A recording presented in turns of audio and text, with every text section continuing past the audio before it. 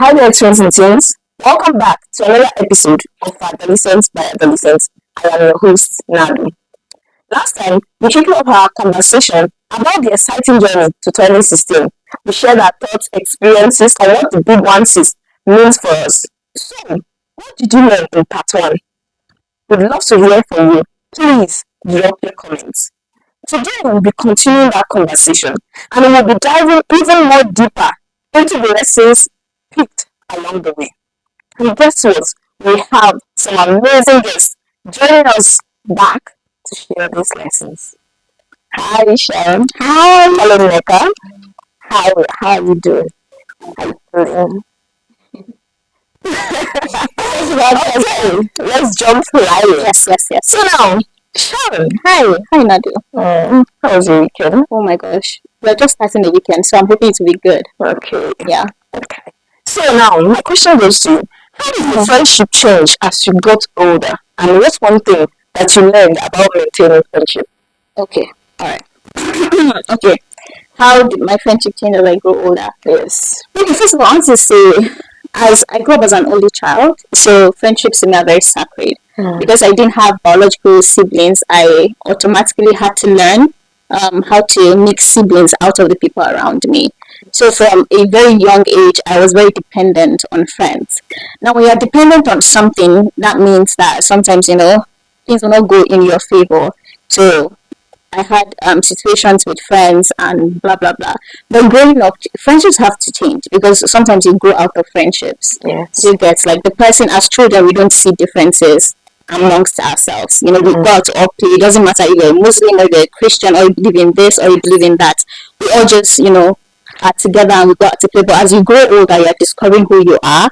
Your friend is also discovering who she is. You might get to a point where you might not agree. Do you understand? So when you get to that point, sometimes it's not going to work. So you guys have to take separate, and it's painful. But when you have someone that you've seen and you want to spend the rest of your life with that friend, you have to put in the work. Yes. You have to be very intentional about that friendship. And it's not just going to be all roses. Friendship to me genuinely is like a marriage because you have to accept the good and the bad part of that person. That's what friendship is. It's always the good and the bad. Exactly. So maintaining a friendship is very it is expensive, I would say. It's expensive. It takes your time, it takes your materials, it takes your intentionality, it takes every single part of you to hold on to that friendship, but you have to also be sure that that friendship is worth it. And I'm also very big on, if a friendship doesn't click, you shouldn't force it. I might like you, right? I might see something. Oh, I like Nado. I like her hair. I like her skin. I want to be around Nado. She's very pretty, and then Nado might not like me. Yeah. Do you understand? But most times we torture ourselves instead of me to be like, okay, that's fine. Nado doesn't like me, and then I move on. I tend to be like all clingy and be like, Nado must like me, and then Nado will do just her normal thing, and I'll take it like personal and then be offended by it and hurt myself through it.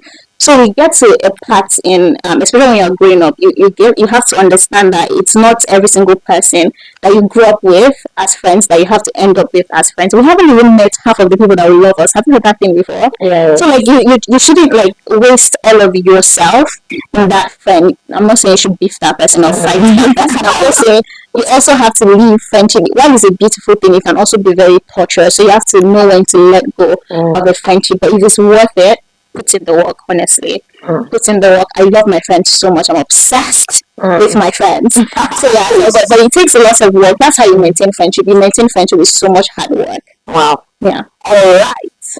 So how about you, Rebecca? Have you any friends growing up, and how did you think maintaining friendship? Like having friendship, I don't really. I'm this kind of person that don't really like friends like that. I like in the community that are like, oh, we are all friends. Yeah. Look with anybody, play with anybody. But when it comes to like this best friend, I don't really have one because I don't really trust people like that. Oh yes. So for now, I'm trying to be the best friend. But can I ask you a question? So like you've never felt you have siblings, right? Yes.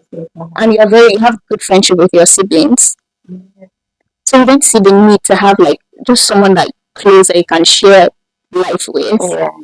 Like you never had that feeling to have someone Because you know we're very different. I didn't have siblings, so you have siblings. I'm just curious to know. No, my siblings we're kind of close, but not really, really Mm, last born. So Mm. usually my elder sister, they're not always at home. yeah. Always one at home. So I don't really have anything. Even up to date, whenever I meet my elder sister, there's nothing interesting for me to do with her. Wow. So like they're just sisters. But do you have a friend that you can gist to with? Yeah, I think now I'm trying to. You're trying to, right? It's just I how think you should. friend. Yeah. Listen, I think you should. Like I said, I'm an advocate for friendship. I think you should. I don't believe that friend like you're meant to. We're all social human beings, Yes. right? So like you're not meant to be alone or to have all the. You know, we talked about in the last episode. It's not healthy for you to keep all those emotions inside. I personally have friends for everything. If I have relationship issues, I know who to call. If I have spiritual issues, I know who to call to pray. If I have like financial issues, I know. If I have like work issues or someone like I look up to some of my friends. Do you understand? So I think you should just try it. Like you should try that thing. Mm. Try putting what you expect from her. You try giving it to her and see how it works. Just try.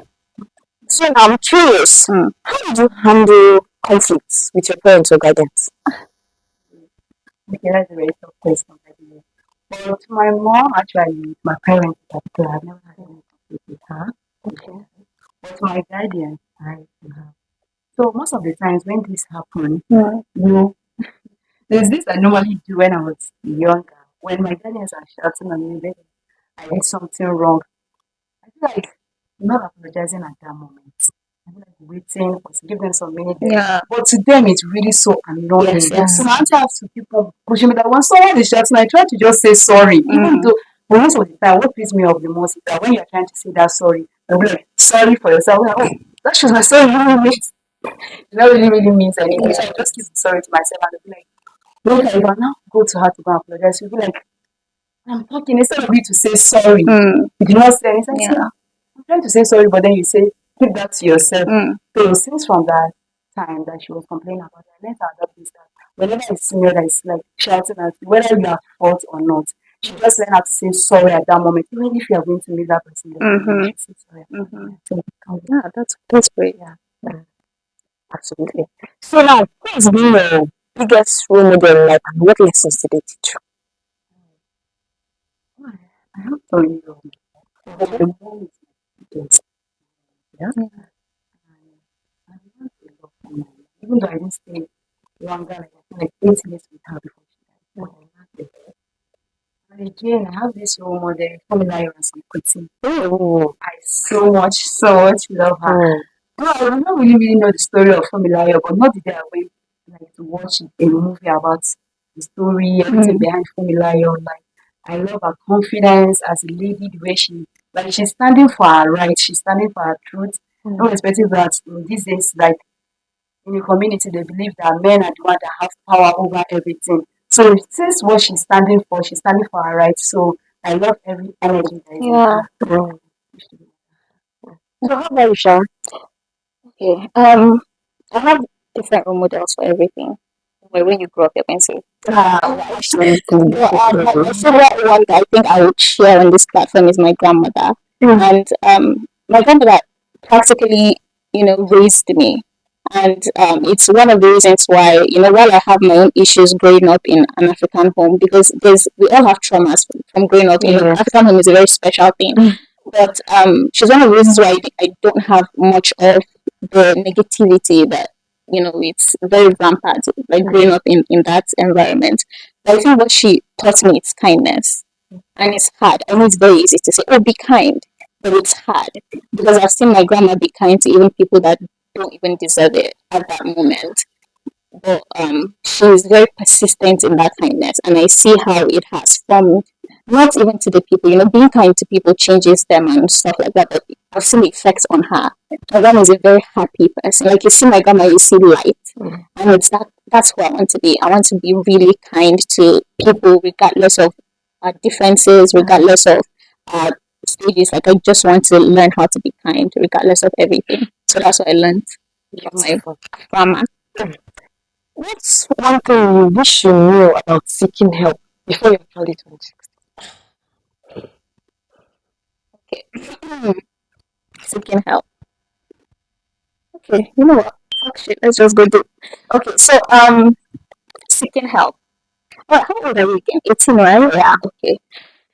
So I shared from in the last episode my issues with growing up with my counterpart during that time where I was referred to as a kid because my parents weren't married, right? So I had a little bit of difficulty in that aspect. But what that did was that I also had mental struggles. I was a very hyper kid that I tried distracting myself. You know, I would go out and play because I'm very social. I like to play. I had friends, but I wasn't dealing with the main issue of what was going on inside of me. I didn't know how to even tell because we are not generated as even as Africans. Then now we're getting better, but we are not made to be receptive when someone comes to you and say, "Oh, I'm struggling," and then the person says, "Oh, let me help you." No, they'll be like, "Oh, nothing's wrong with you. Like, let's probably take you to church, or maybe someone from the village is pushing you, or maybe you're just thinking too much, or you get over it, sleep or eat, and you get over it." But I wish that I still did it regardless. I wish that I still asked for help. I wish that I had still like walked up to my aunt who I thought didn't like me, but it was just that she was also cut out of the family because she was unmarried. I wish I'd gone to her to be like, oh, okay, this is what I was going through, for her to help me, for her to understand me. Because that's, I think now that I'm on the other side of being an adult, I see how the separation is. But I would have told myself then to still ask because your aunt wants to help you. Your mom wants to help you. She might not show it or um, you might not feel like she wants to help you, but she wants to help you, regardless if she just screamed at you 3 seconds ago. She cares about you. You're literally her main focus in life. So I wish that I had asked for help regardless. What's the worst thing that will happen? No, fear has never killed anybody. So like I wish I'd like been out there and asked for help, not just help in the family, but also professionally when I needed it. Yeah. So, if I may ask, what's a misconception twins have about Chinese system that you would like to clear? I have to think about that. It's been a long time I was a twin. So maybe you should go first. Okay, how about you, Neka? Like, okay, I don't really have anything much to say about that because in my last episode, I said that the fact that growing up as a teenager, I really did not have any experience or Uh, anything, so I don't really have anything much to say about hmm. Okay, that's right. So, what's one skill or hobby you picked up before turning 16 that you wish twins and teens should try? it. One of the hobbies that I do is like standing for myself. Because while growing up, normally I knew that whenever something happened, I just call my mom or my sister to come and fight for me. I don't know how to do that. When someone did hurt me, even someone that is my mate will hurt me, I will just be there. I can go back to the room and keep on crying, waiting for my mom to come back. So that keeps on happening even when I lost my mom. It keeps on happening at the time and I say, you see, well, you just have to stand up for yourself. So I have to evaluate for myself. So this is a habit that I picked that anywhere I find myself, I know I'm just alone here. My mom is not going to be there with me, or my other siblings will be there with me. I just have to learn how to defend myself. Yeah. So that's one of the hobbies that Now, what's a skill that you think teens and twins should try? that's what I mean. I was blessed with skill. As more than here. Mm, Yes, I'm blessed with it already. But there are a lot of people around with a lot of talent. It's something that they can try out for themselves. But then it's not really bad if you are not able to discover mhm. your talent, what God has blessed you with. You can try out another thing, like going out to go and learn a skill instead of doing I do. Even when going to school during the holiday period, you can go out to go and learn a skill. Yeah. How about you? Okay. So hobbies and skills, right? Mhm. Okay. So I think I tried everything, and that's what I will say. Like if you're a teenager right now, you're watching, you should try everything. This is the best time. You have all the energy, you have all the time. Definitely. If you break your bone, it will heal the next morning, literally. But please don't break your bone. I was just joking. But try everything really. While we are all born with gifts and skills, developing no you get it by just try it out first. If you see something you think you will like, try it out. She said you said you had the skills of making hair, right? Yes. And then we have a teenager that probably doesn't like making hair, but then likes other things. So try those other things. But I think that's a life skill that most girls should learn. That's generic, but most girls should learn how to make hair. Personally, for me, I enjoyed as a hobby. I enjoyed like swimming. I enjoyed going out. I just enjoyed having fun. Like my hobbies were just going out, having fun. But that's also a skill, social skills. Yeah. So I was developing that. But for these skills, I learned how to do my nails. Like when you say you should go and have like a degree in anything, just little things that will help you in the future. The skill I learned before I turned 16 was literally making my nails. I'm not good at making hair, but I can wash your hair. I can cook some great things in like my mother's kitchen. And then I learned how to fix nails, like artificial nails. That's the skill I learned before 16. Okay. Driving, if you can learn how to drive, please do. Let me so that when you you can drive. You've heard from the horse's mouth, so Yeah. please do learn a skill because as a girl, as a guy, as a teenager, skill is a number one element for me. What's the thing you wish adults should understand about a teenager today? Oh, okay. I think validation. We need to give you guys more credit. Oh, you're not a teenager anymore. You're still a teenager, you're 18.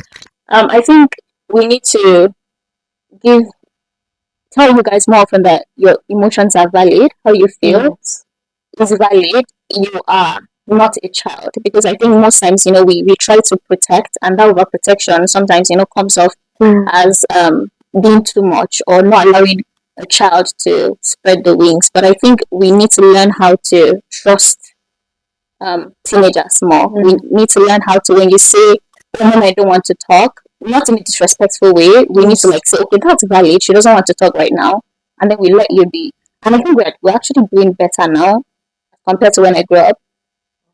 I think adults are doing better as teenagers now. We are validating your feelings, your emotions, your experiences, and everything. So yeah, I think validation for me.